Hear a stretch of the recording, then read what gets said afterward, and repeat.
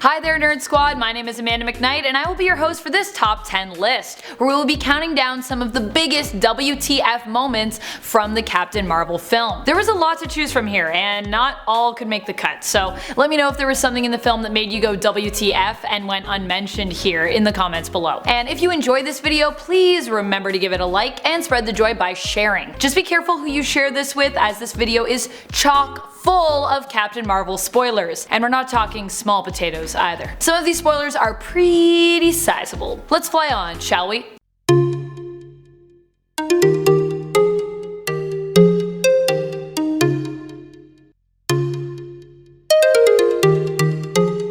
Number 10. MAR-VELL. Yes! MAR-VELL is in the movie, but a reimagining of the character, which I kind of love. This version was introduced in a way that made me do a double take. The OG Captain Marvel, known as MAR-VELL, for those of you that don't know, is actually a hero from the golden age of comics and was first introduced to Marvel comic book readers in 1967. What is so interesting about what they did with MAR-VELL for the film was that they decided to make MAR-VELL a woman, catching us all off guard. Instead of being a war hero to the Kree, MAR-VELL is presented as a scientist who is posing as a doctor on Earth to work on alien tech in secret. Her Earth name, Wendy Lawson, is obviously another throwback to Dr. Walter Lawson, the Earth identity which the comic book version of MAR-VELL assumes when on Earth. Number 9. The SKRULL Autopsy. After the death of a SKRULL agent who is posing as Agent Coulson, Fury takes the corpse to receive an autopsy. Near the end of this alien autopsy scene, Fury lifts the very conveniently placed sheet to, well, check out the SKRULL's junk? Yeah, that's right. Fury looks at a SKRULL's junk. This act is then repeated by Fury's senior officer, Keller, who remarks that SKRULLs certainly are ugly. We subsequently find out that Keller is Talos, a SKRULL leader in disguise. The moment is quite funny, but seriously, what the actual F? Number 8. No 9-inch nails. Despite Captain Marvel sporting a 90s 9-inch nails tee for most of the movie, there was no music from the 9-inch nails included on the soundtrack for the film. Nothing. Although the film's soundtrack does boast of No Doubt, Nirvana, TLC, and Hole, among other great bands, and with other great tracks, which are a throwback to the 90s, it was kind of disappointing to me that the logo for the band was so heavily featured and yet there wasn't even one song from them on the soundtrack. Number 7. Carol tortures Fury. Don't worry, in a playful, not in a literal way. There are more than a few moments in the movie when Carol does this, but the most memorable to me are these two. Number 1, when she questions Fury to try and make sure he's not a SKRULL, continuing to ask him more and more awkward and personal questions, even after she admits she knew he wasn't one. Like, how would she even know if he was telling the truth? She remembers very little of life on Earth at this point, still thinking she's a Kree warrior named Veers, and she has just met Fury and knows little to nothing about him. He could have been a SKRULL and she wouldn't have known. And number 2, when Carol messes with Fury while he tries to make a point of proving that the name Marvel is cooler than MAR-VELL. She has no idea what he is talking about when he starts singing into a dish brush. Yes, singing. Mr. Postman by the Marvelettes. And when he asks her if she remembers the band that he's talking about, she teases him, asking him to keep singing and you know, maybe it'll come back. And he does keep singing. If Nick Fury's singing doesn't shock you, I don't know what will. Number 6. Flaming piano? A few times in the film we get a series of what Carol describes as flashes of her memories. One of these flashes from earlier on in the movie includes a piano on fire. It's quick, but it's in there, and I saw it earlier on in the film and then was waiting for it to be explained for literally forever. But it never was. At first it took me back to all those weird Voldemort flashes in Harry Potter's Order of the Phoenix.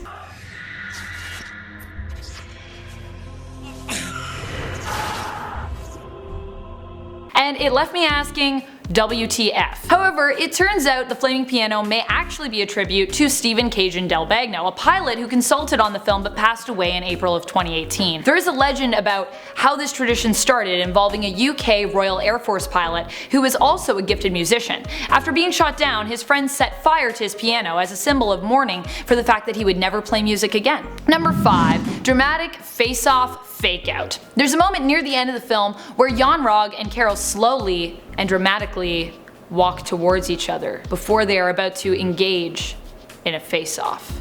And I mean slowly, like as slow as the last scene in Force Awakens. When they finally get to each other, there is another long, dramatic pause. followed by Yon-Rogg telling Veers, aka Carol, how proud he is of her, and then offering that they fight fisticuff style to settle things, like they did at the beginning of the movie. Carol seems to recognize this as a WTF moment too, as her response is to photon blast Yon-Rogg into next week. Number 4.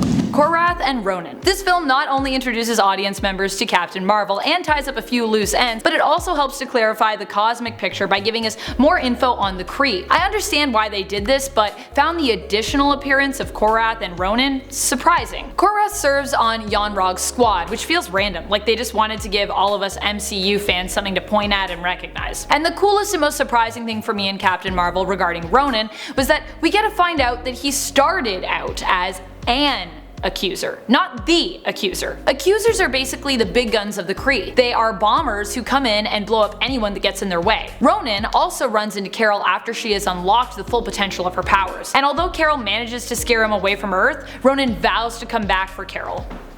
Currently, RONAN is believed to be dead in the MCU.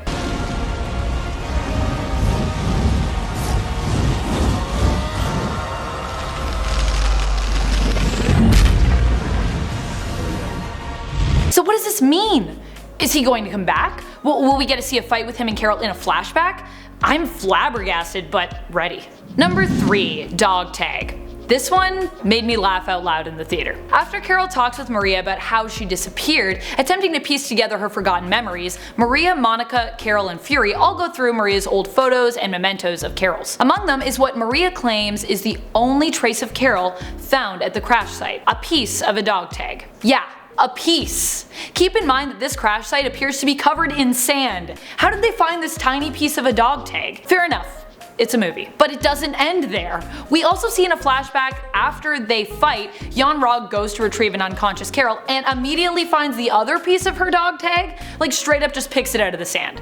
Do Kree have some amazing metal detector eyes or something? So random. Number 2. Physics. Okay, so SKRULLs are capable of seemingly intergalactic travel, can shapeshift, and have the technology to retrieve a person's memories. And yet they have the coordinates of MAR-VELL space station lab, but can't read them because apparently they didn't understand them? That is, they did not understand that they were space coordinates. Like WTF, because Maria instantly does. This part is so ridiculous that even the film acknowledges it, when Talos, upon discovering this, says, "You're supposed to be my science guy," to, you know, his science guy. Number 1. Goose. Carol's flirkin' cat. Except in this movie, the cat belongs more to MAR-VELL or Fury than Carol. Originally in the comics, this cat was given the name of Chewie by Carol, a Star Wars fan and self-proclaimed nerd. Have I mentioned how much I love that fact? But in the film, they changed the cat's name to Goose. While this is obviously a poignant reference to Top Gun, I was kind of saddened to see that they ditched the Chewbacca reference. Another surprising moment was that this cat is a member of an alien race referred to as